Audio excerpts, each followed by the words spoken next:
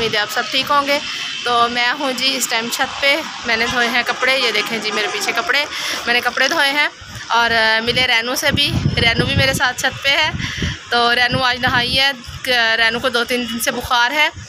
तो मैं अभी आई थी छत पे कपड़े फैलाने के लिए। और मौसम देखें, मैं आपको मौसम की सूरत हाल भी दिखाती हूँ कि मौसम का क्या हाल हवाल है। और देखें बादल कितने काले आए हैं।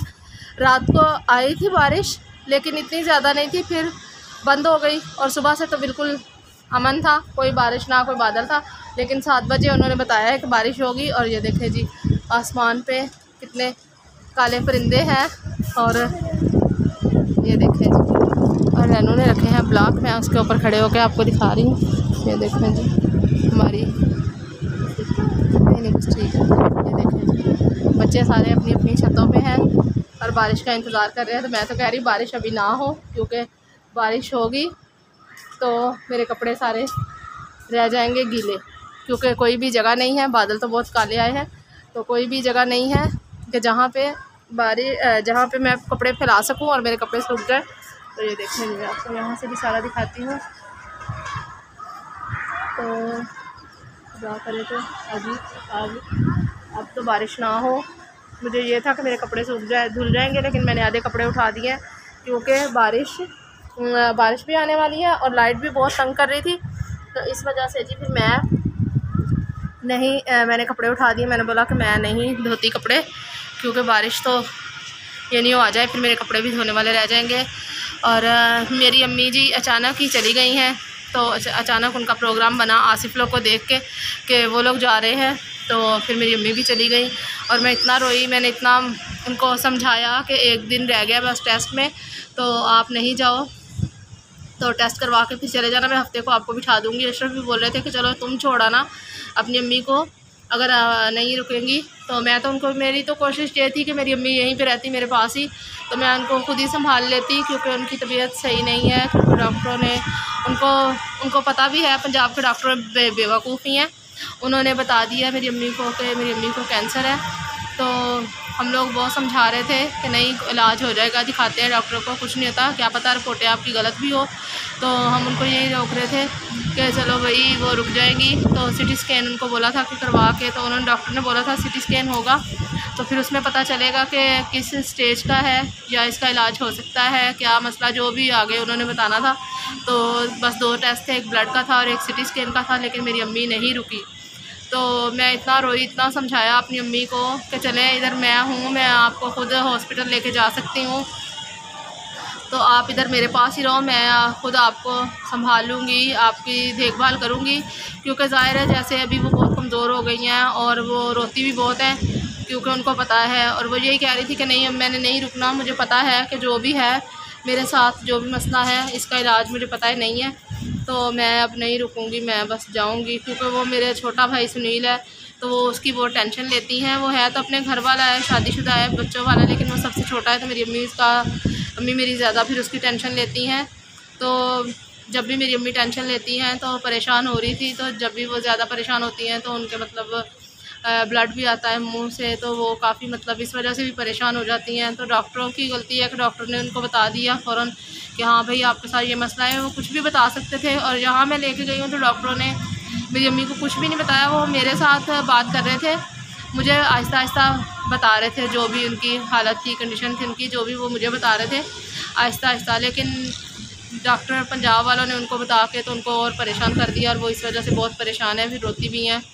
तो मैं खुद इतनी परेशान हूँ कि अब मैं अपनी अम्मी को मतलब क्या करूँ। मैं अभी आसिफ को बोल रही थी, आसिफ तो भी आ गया, वापस आ जाया है अपने बच्चों को छोड़ के। तो मैं उसको बोल रही थी कि अगर दोबारा जाओगे तो तुम ना वापस ले आना अम्मी को, क्योंकि वहाँ पे कौन मेरी अम्मी को देखभाल करेगा, कौन उसका ख्याल रखेगा, क्योंकि वो अपना काम फिर खुद ही करती हैं। तो मैं बहुत परेशान इस वजह से होती हूँ कि क्या करेंगी वहाँ पे रह के ये अकेली।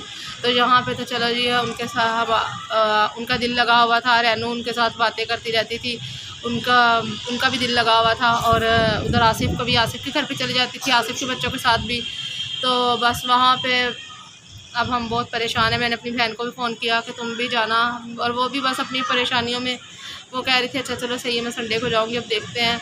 तो मैं तो अब यही, मेरी तो कोशिश यही थी। अशरफ भी मुझे कह रहे थे कि अम्मी को मतलब कोशिश करती तो उनके यहीं पे रख लेती अपने पास ही।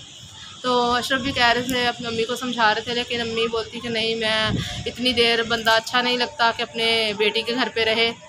तो मैंने बोला कोई मसला नहीं। अशरफ ने तो कभी मतलब ऐसा कभी भी नहीं अशरफ ने सोचा, ना ही उसने ऐसा कभी समझा है।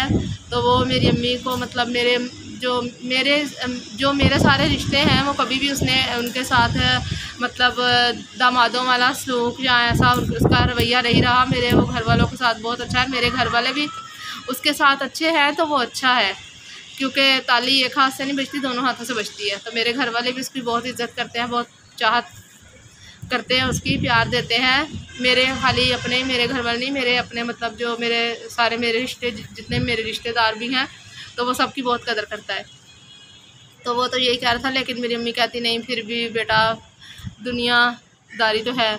तो मैंने बोला चलो आप ऐसे मतलब नहीं एक साथ मतलब नहीं रहना इधर, तो चलो कुछ दिन आसिफ के घर पे रहे, कुछ दिन मेरे घर पे रहे, तो ऐसे मतलब हम लोग आपको देख लेंगे। अगर आसिफ के घर पे भी रहोगे तो मैं वहाँ पे आपको देखने आ सकती हूँ। अब मैं इतनी दूर पंजाब तो नहीं आ सकती बार बार कि मैं रोज़ रोज़ आऊँ पंजाब।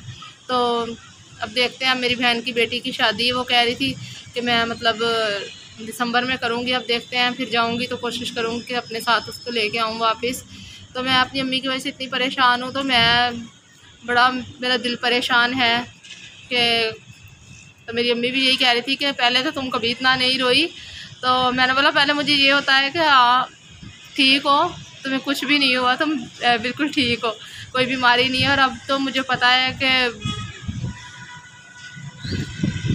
बस क्या करें। मैं मतलब जितना मैं अपने रिश्तों को खोने से डरती हूँ, मैं पता नहीं क्यों, मुझे बहुत डर लगता है। मैं कहती हूँ ये ऐसा निज़ाम बिल्कुल नहीं होना चाहिए था कि बस कभी इंसान इतने साल इंसान अपने रिश्तों के साथ रहे और फिर वो दूर हो जाए। तो मैं तो अपने चाचू और अपने अब्बू, अपने ताया लोगों को, फुफ्फो लोगों को, अपने जो मेरे रिश्ते चले गए हैं, मैं उनको याद करके इतना मतलब रोती हूँ, इतना मेरा होता है दिल को कुछ होता है, मैं बर्दाश्त नहीं कर पाती। तो मैं यही सोच रही थी कि जिस दिन मेरी अम्मी को कुछ हुआ तो मैं क्या करूँगी। मैं मतलब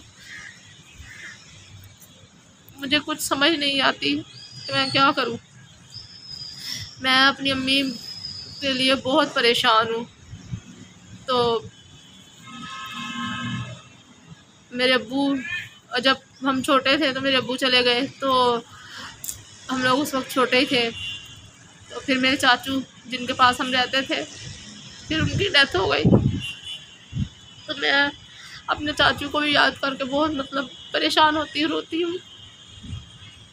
तो अब मैं अपनी अम्मी के लिए बड़ी परेशान हूँ कि मेरी अम्मी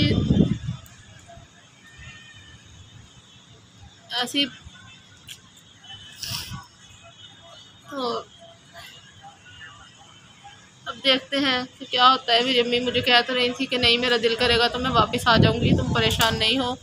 तो जब मेरा दिल करेगा तो मैं आ जाऊँगी, तुम नहीं टेंशन लो। आसिफ भी इस वजह से काफ़ी परेशान है। तो बस दुआ हम लोग कर रहे हैं कि खुदा सब बेहतर कर दे। और मेरा किसी चीज़ में भी दिल नहीं लग रहा, ना किसी चीज़ में मैं ना, सारा दिन मैं बस बैठी रहती हूँ चुपका। मेरा किसी काम में ना कोई काम करने को दिल करता है ना कुछ। तो अशरफ भी मुझे समझा रहे थे, कह रहे परेशान ना हो, कुछ नहीं होता, अब जो खुदा की मर्ज़ी है। तो हम क्या कर सकते, खुदा की मर्ज़ी के आगे तो हम किसी की नहीं हमारी चलती। तो बस यही है, दुआ है कि खुदा सब बेहतर करे। तो उम्मीद है कि खुदा हमारी दुआओं का जवाब ज़रूर देगा। बाय जी।